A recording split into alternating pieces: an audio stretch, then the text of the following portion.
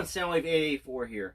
In this video, I'm going to give you my spoiler review and thoughts from the new Transformers Rise of the Beast movie. It's been over a week since I've seen it, and over a week since it's come out in theaters, and I have yet to talk about it. I know y'all have been waiting to hear mine, and you haven't. But I'm going to talk about it anyway. Before I get into my spoiler review of this movie, if you're not a subscriber, go ahead and click the subscribe button down below. It does help me out. Also, leave a like or comment.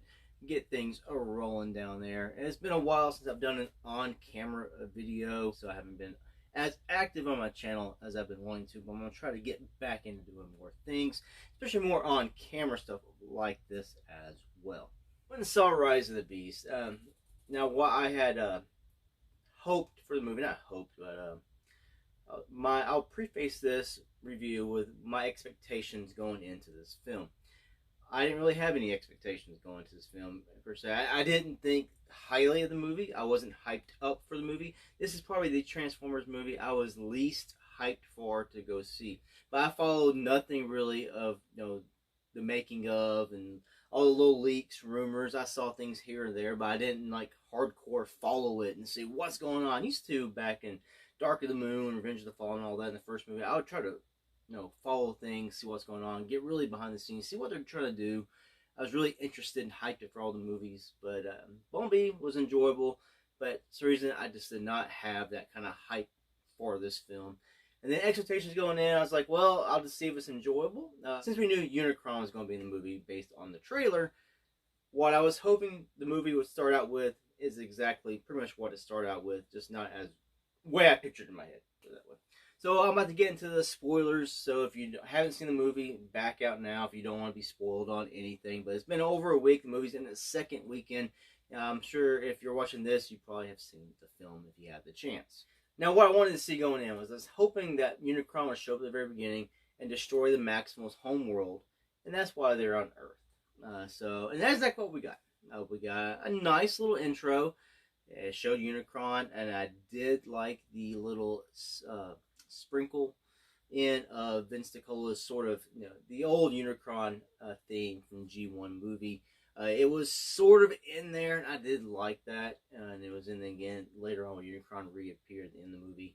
I did like that nice callback to G1. Now, I like the way the movie opened. Very G1-esque, like the G1 movie. Unicron coming in, destroying the world. Exactly what I sort of expected, or kind of wanted, and that's exactly what I got. We got nice little character moments from the Maximals at the very beginning, sort of getting you a sense of what's going on, who Scourge is, who Unicron is, and who they are. And that was good enough. It was a good intro, and then it progressed on, and it sort of reminded me of the Bumblebee intro, where they're battling on the home world, and they got to go out in space. And that's exactly how this one was. But it was a nice intro, like I said, got everything going. You got your spots. Then we met the human characters. So we're going to go ahead and just talk about the human characters in this film. Really, there's only two main human characters. There's Noah and Elena. I didn't mind them as much as some of the human characters in the Bay movies. They're not as crazy or out there. They didn't have this, what all this crazy stuff happening to them. They seem more like normal people instead of characterizations of, stereotypes of outlandish people. And I did like that. We got a few character moments, but it did seem to drag down once it started there. Well, I guess we had to figure out who these human characters are. And that was fine. Like I said, I got some enjoyment out of the human characters somewhat. They're more there to drive the plot along than, say, the Transformers were. Like in the Bay movies, the humans were your main thing you watched, and the Transformers are just there to move the plot along. This sort of reversed it in my eyes. That the Transformers were more the main characters, and the humans were just there to get you from A to B. This is why this is here. Oh, they found this. They can do this, and that's how we sort of move through the movie. The Autobots. Let's first talk about Optimus Prime. The big boy, he had a little more character arc in this film, going from being new. Well, I guess he's not necessarily new there. It's been there like 7 years at this point, but not really having any interactions with humans that we know of, and not really trusting them, and just wanting to get back to Cybertron.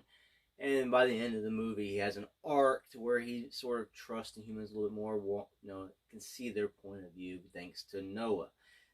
Bumblebee's in the movie. He gets the Optimus Prime treatment where he is dispatched early on by Scourge, but then gets to make the heroic comeback at the end of the film to help save the day. Overall, it was good to see Bumblebee downplay this movie just to give other characters a little more opportunity to shine. And that leads to Mirage, who I think stole the show. Pete Davidson. People don't like him. I don't really know much, but he's on SNL and apparently can date hot girls or something. I don't know. So I don't really follow that much stuff based on him, but I think he did a wonderful and terrific job as Mirage. And his personality as Mirage, the character's personality, sort of reminded me of what Cheetor was back in Beast Wars, or you can say even like maybe like a Hot Rod kind of type, kind of bucking the system, doing his own thing, but sort of still doing what he thinks is best for the Autobots and stuff like that. But it was a good character. I think his interactions with Noah and Noah's little brother, I think his name was Chris, worked well in the film, and I think he had a good arc in the movie as well. And he had a lot of jokes. I say most of them landed pretty well with me anyway. Moving on to RC. From what she did in the movie, she shined pretty well. She was a good character from what they had. The voice actor, whoever did it, did a good job with her as well. I had no complaints whatsoever with RC. Looked fine, very small bob, but turned into a motorcycle. A big difference from her appearance in Bumblebee. Not a major change like the next one we're going to talk about, but you can tell that it's not exactly, she changed enough from one film to the other, but she still sort of resembled that character. And again, I think she did well in the film. Now we're going to move on to Wheeljack. I guess they said his name in the movie. I can't recall. Like I said, I've only seen the movie once, so I'm going off. It's been a week. I probably should have watched it again or did this review last week. Honestly, I feel like he was expendable and not needed in this film. Just any character. That Transformer itself was really didn't really, in my opinion, have to be there. That role could have been played by a Maximal, Cheetor, or Rhinox, or someone else could have played that role for them. The only thing he was really used for is for RC to ride in and then to dodge that missile for that one little action scene, which was all over the trailers anyway, so we knew what was going to be there.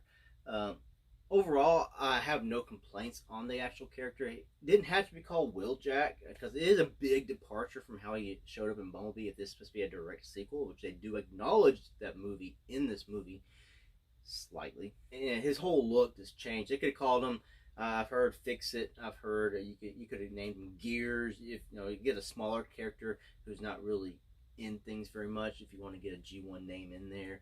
But overall, the actual design of the Transformer, while looking just like Steve Urkel, or the Urkel bot from Family Matters, I mean, it's not a bad design in my opinion. I look at the little toys in that pack at Target and it's like, I could own that. I don't have a problem with the actual design. It is stereotypical, I guess, nerd. He's got suspenders, and Seabills makes suspenders, he's got the glasses. But overall, the design doesn't make me mad or piss me off as a Transformer, based on things we've already seen in all the Michael Bay movies and stuff. It just being Wheeljack still doesn't piss me off. It's just kind of like, it's a name slap and a slap in the face for that character. Especially since we already seen what he looked like in Bumblebee. This continuity is one thing I really would hope for more in these movies. And there hasn't been very much continuity at all since the beginning of the live action films. Moving on to the Maximals. Optimus Primal versus by Ron Perlman. I think he did a fantastic job. Apparently he did it in the Machinima series, Primal Wars. I have that, I think, because it came on the Last Night Blu-ray. But I watched the making of the Last Night on the Blu-ray. I haven't watched the movie or the Machinima series, so I haven't seen it. So I've seen the Last Night once. So there's Michelle Yeoh, whatever, as how you say her name, as Air Razor. I think she did a fine job. She was more of the what's that word? She was more of the exposition Transformer. She told the story for the general audience to the Autobots, so we all could follow along between her and Optimus Primal. And then we had Cheetor and Rhinox, which I think barely had any lines whatsoever. Even if Rhinox spoke, Cheetor had a few lines, especially when he tackled Mirage. But I mean, they're more background. Maybe they'll get more, getting used more in a future film or something. But at least they're there, pretty much just to fill out the battle scenes at the end of the movie. Moving on to the Terracons. We'll talk about Nightbird first. I love the design of Nightbird. The voice was fine. She seemed to be an intimidating character that she could fly around, which helped out in that. The early on battle there was very nice when they were fighting at the museum. I think she was a decent character. Then we have Battle Trap, which I think has one of the best designs in the entire movie. I really like the look of Battle Trap. That's probably one of the Studio Series toys I do want to buy of these characters. He looked really cool. He had a menacing personality, like he thinks he's better than everybody, can beat you up, but he meets his end in the movie. Then we had Peter Dinklage voicing Scourge. He seemed to be a mix of other Transformers. I like how they used the name for Unicron. He's a herald of Unicron, just like in the original G1, but he's not really based on the G1 look. He's more based on the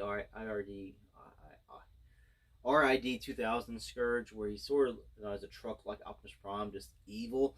But he's not an exact copy of Optimus Prime or anything, but he looked pretty cool, and he was very menacing. You knew he'd get his comeuppance in the film, but he was still, I think, a very menacing character. Sort of reminded me of that Lockdown vibe, where he didn't give a crap if you're Decepticon or whoever. He's just going to kick your butt and kill you and do what he's got to do for his master or whoever hired him.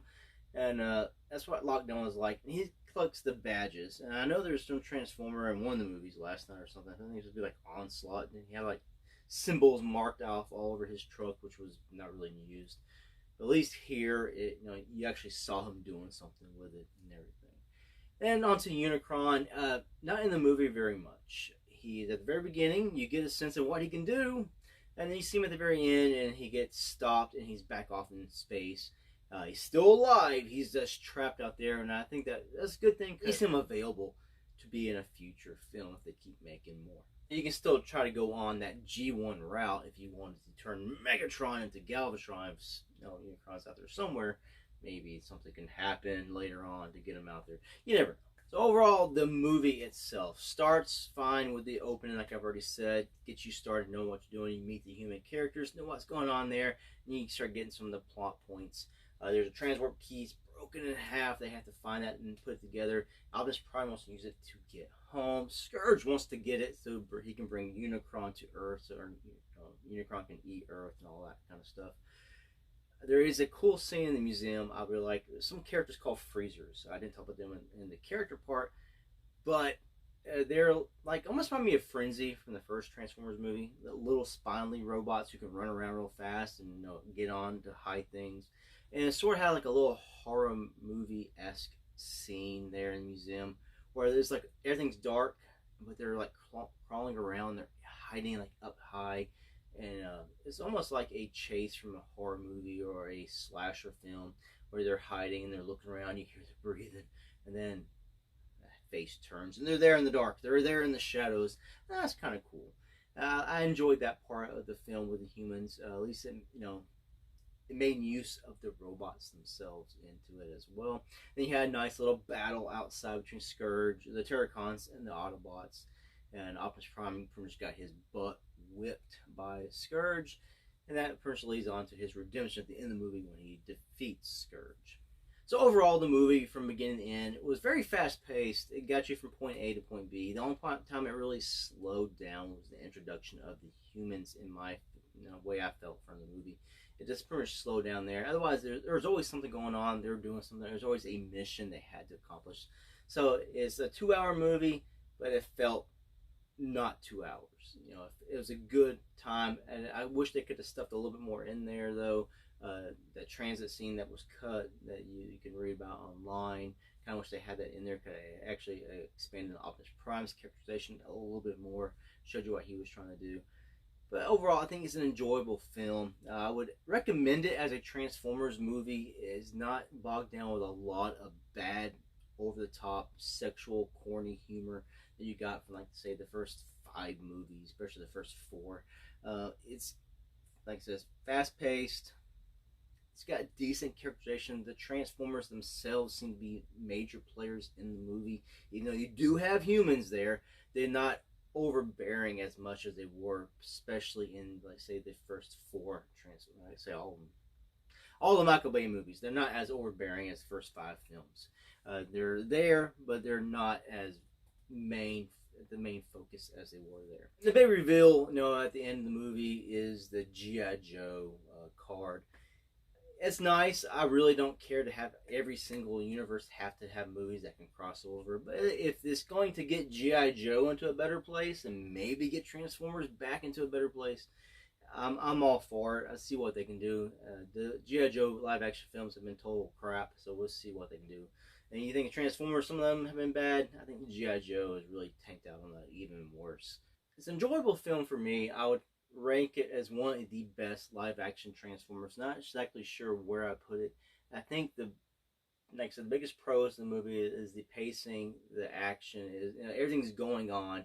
Not as overbearing human characters. They're not over the top as well as, say, the Michael Bay films were.